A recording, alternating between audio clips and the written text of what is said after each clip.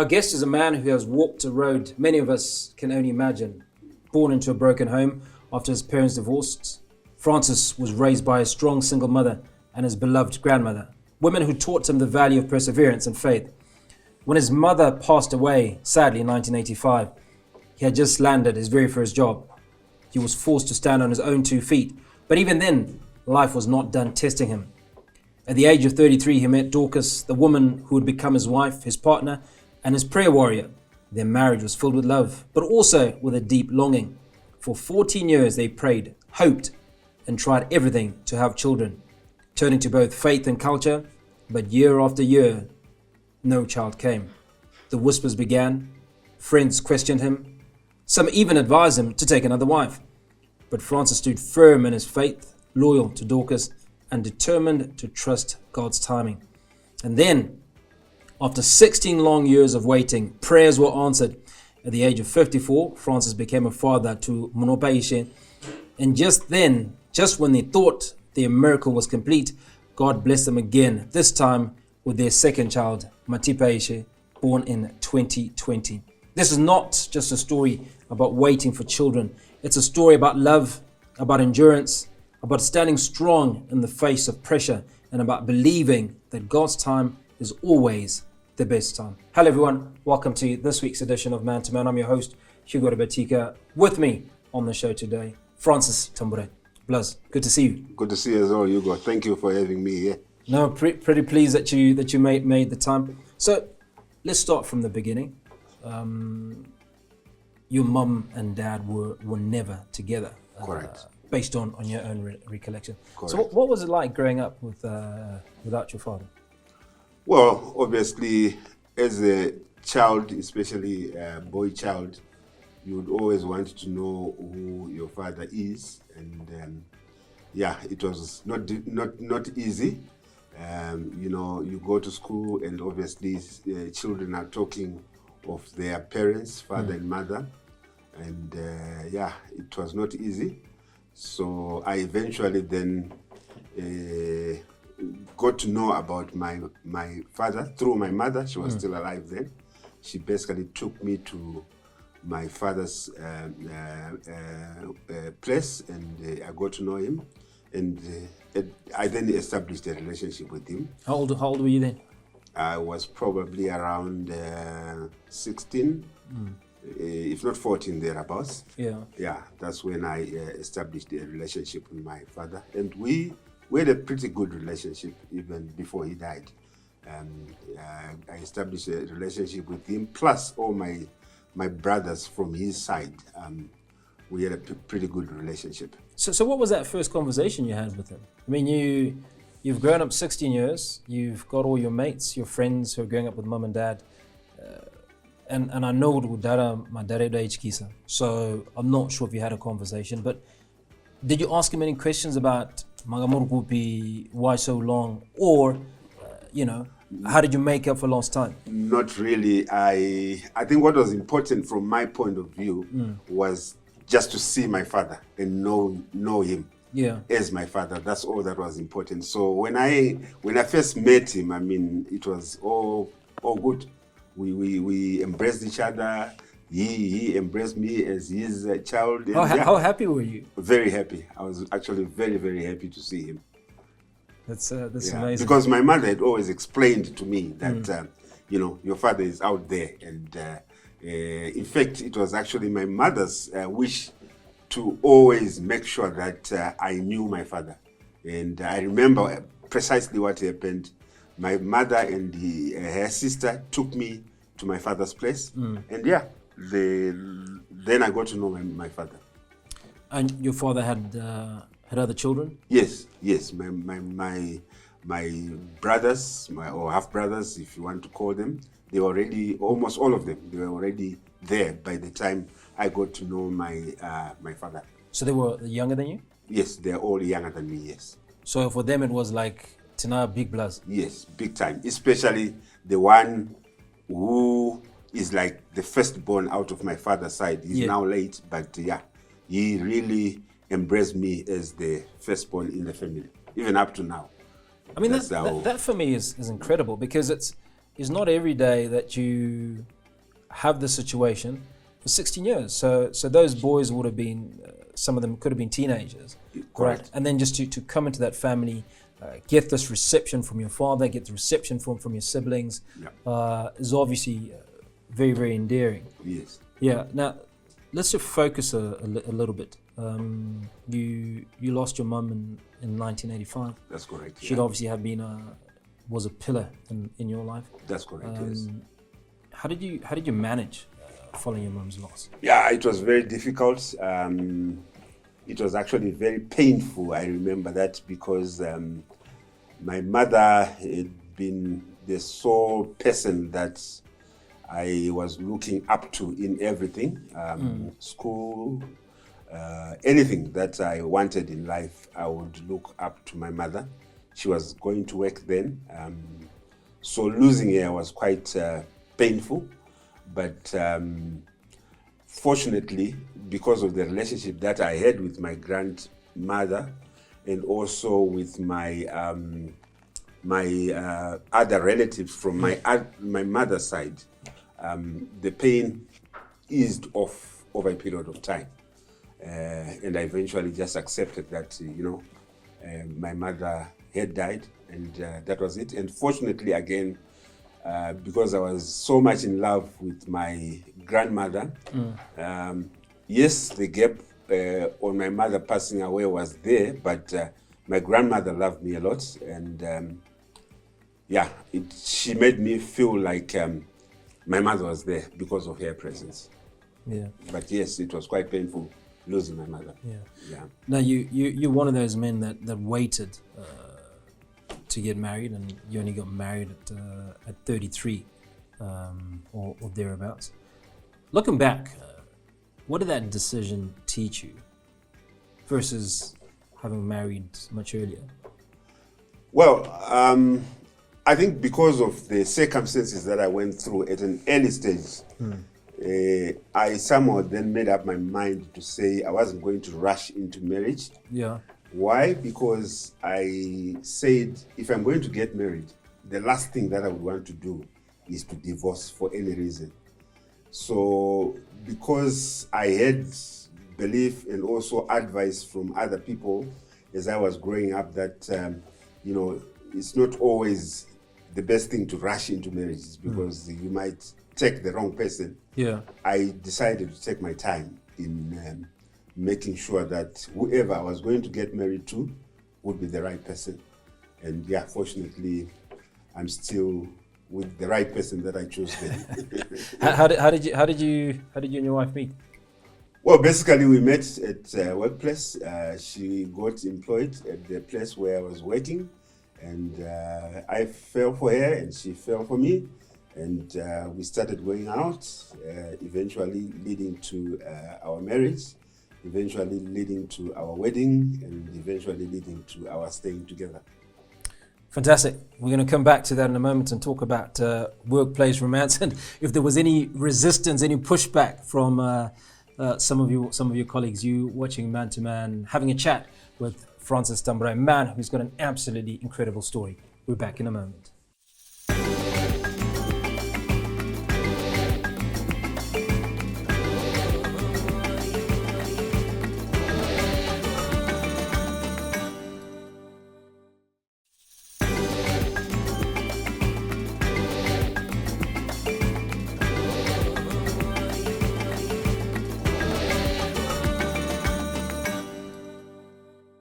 Thank you for staying with us. You're watching ManToMan, having a chat with Francis Tamburayi. Bla, so you met Dorcas in the workplace. Wasn't that taboo? Not really.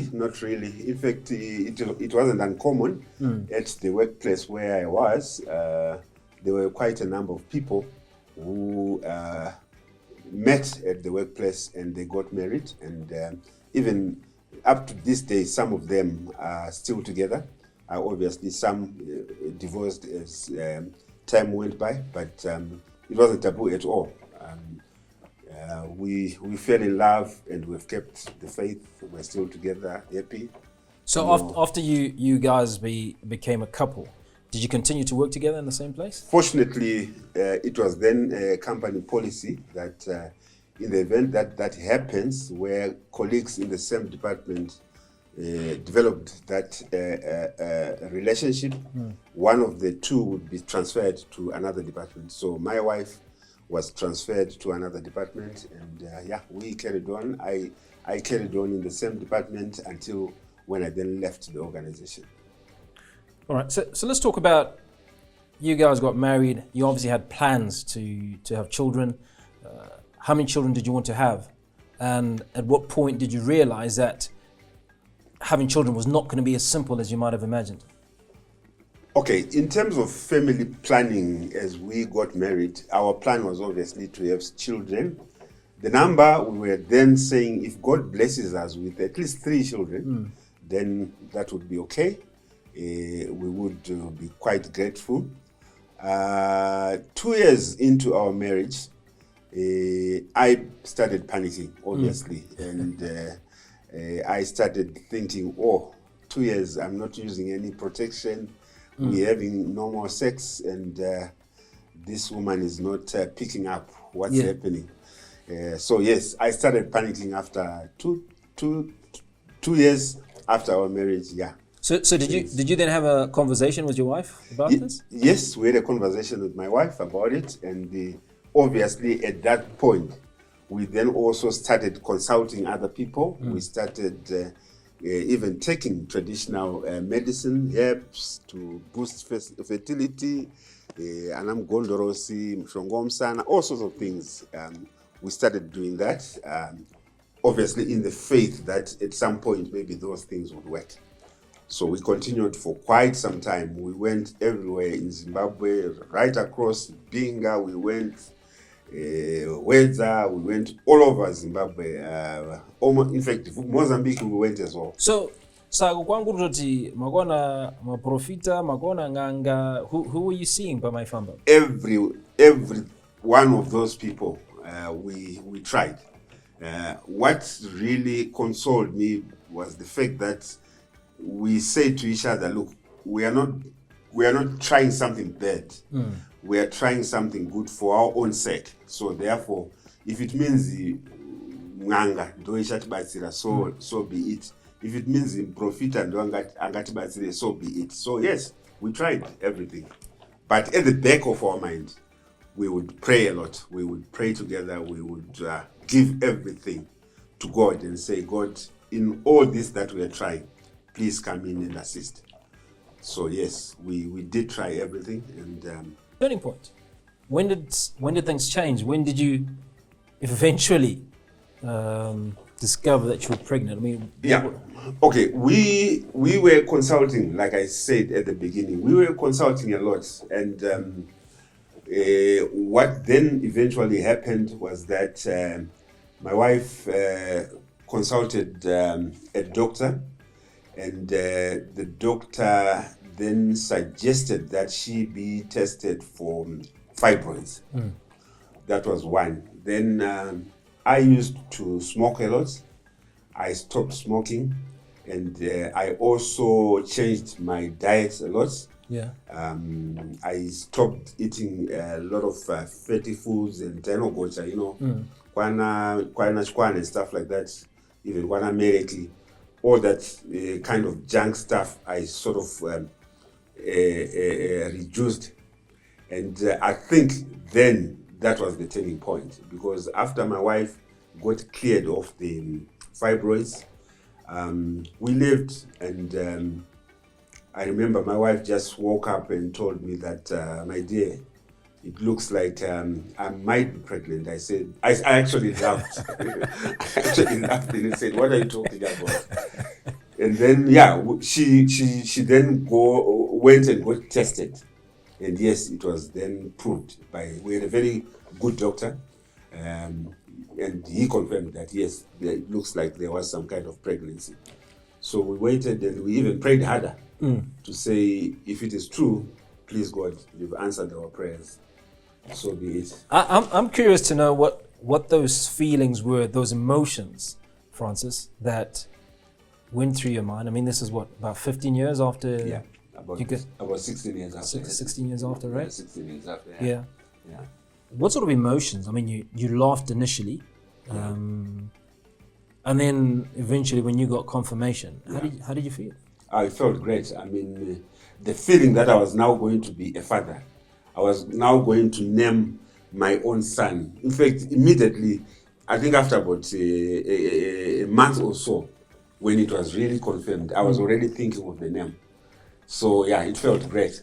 It felt different. It felt like, I don't know, it felt like the heavens have opened. It felt like the ancestors have now said, yes, the generation is going to grow. So yeah, it was a brilliant feeling. So what happened to your relationship with Dorcas? Because I'd like to imagine that there must have been some involvement, because you've stood by this woman based on the amount of pressure that women generally face, right?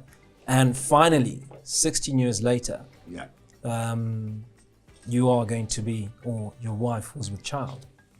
Yes, it definitely improved our relationship. In fact, we were in love already, but it then consolidated that relationship.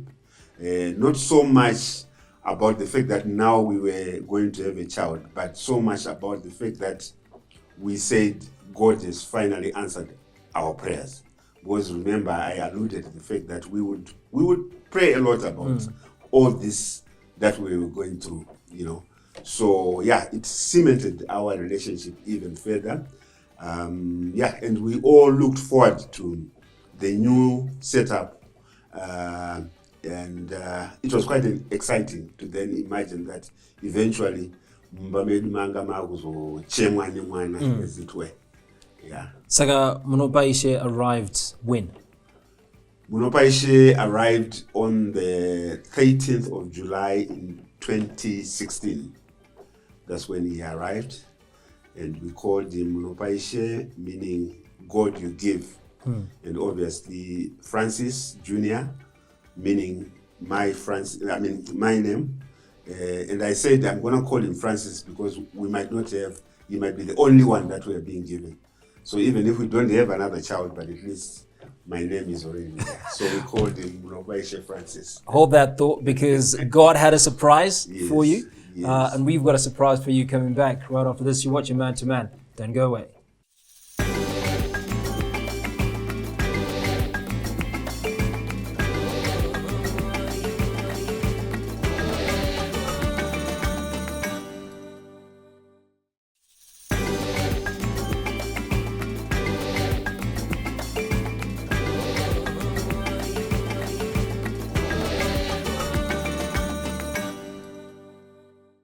Thank you for staying with us. You're watching Man to Man. Having an amazing chat with Francis Tamburayi, married for 16 years before the arrival of his first son. So, Munopaishe arrives. You name him Munopaishe Francis Jr. Because you thought, that's it. Yeah. What happened next? Well, we waited. Again, my wife was very excited. She would always say, look, now that we've got the first one, who knows, maybe we might be blessed with another one. I remember we bought a lot of clothes. We went to South Africa. I was playing a lot of golf, and we went on a trip to South Africa, and we bought a lot of clothes, children's clothes. And I said to my wife, but these clothes are only going to be for one child. And she says, who knows, maybe into the future, another one might come. So we just kept on praying, like I'm always saying. We lived our normal life. Obviously now more excited with the young man being there. And another thing that I need to mention is the fact that he looked so much like me. I mean, from the moment we saw him, people were actually saying, wow, look at this child. That's a replica of yourself, So that brought a lot of excitement and happiness in the family. You know what it is with the people talking. He doesn't look like the father. This one looks like whoever. Was your grandmother still alive? No. My grandmother had already died. Okay. So we waited another 4 years, and before we knew it, my wife got pregnant again. But this time I believed her, because I said no. bearing in mind what I went through with the first child, I said, if this is the case, I mean, I'm not a woman, so I don't know what happens. Yeah. But I believe once a woman is pregnant, they know it. They even know that this is the man who got me pregnant, something along those lines. But anyway, the moment she announced to me that it looks like I'm pregnant again, then I said, fantastic, that would be great. And then, yes, 2020, Matipaishe came in. Matipaishe being, I mean, as literally means you have given us again, Matipaishe. And I called him Matipaishe Retif because of my favorite golfer then, Retif Goosen from South Africa. Yeah. So that's how I remembered my favorite golfer. I gave my second child the name Retif. So yes, there is Mlopaishe, Francis, and Matipaishe Retif. So these two little boys arrive in your life, and I'd imagine turn your lives upside down, because for 16 years it's just been you and Dorcas, and then you have these two boys. Did you at all miss time alone, time for the two of you? Not at all, not at all. I think because we were so much looking for children, we were so much looking up to the day when we would have our own children. In fact, at some point, we even discussed the issue of adopting children. And I remember we assisted, I think if not 3 children from my uncle's side. We said we were not going to formally adopt them, but we would assist them with school fees and whatever, in any other form that we would. So yes, even the issue of adopting, we discussed, but we said no. If it was God's plan that we would not have our own child, then let it be. So yes, it was now a totally different ballgame in terms of our relationship, in terms of even the air in our house. It was quite different when, even up to now. I mean, the boys are a bit on the naughty side, obviously taken from the father, but but it was now a different ballgame. It was like our prayers, like I'm always saying, have been answered, and now we look forward to life. We always thank God for what we went through, painful as it was, but a clear demonstration of the goodness of being patient, and also the goodness of having faith in the. Francis, as we wrap the show, there are many men out there who are walking a similar path. And some may not have had the privilege that you've had, that after those 16 years, God gave you your first son, and 4 years later gave you your second boy. What words of encouragement would you have for men today? Okay, the first that I would like to say for men who may be in a similar situation as was the case with myself is that first of all, just believe that things can turn around. Have faith in God. If you believe in God, I know not every man does so, but have faith that God can turn around things. And secondly, I think fall in love for the sake of falling in love. Don't fall in love for the sake of saying, once I'm in love, I must have children. In fact, I think on that point, I would want to mention that one of my friends actually died because he was in my similar situation. And then as a man, I think he tried having children outside of his marriage, and he got the dreaded disease, and now he's dead. I think he's dead more than 10 years. So just fall in love to be with your wife. If you were not meant to have children, I think just accept that. I mean, it's like being born blind or being born without a leg.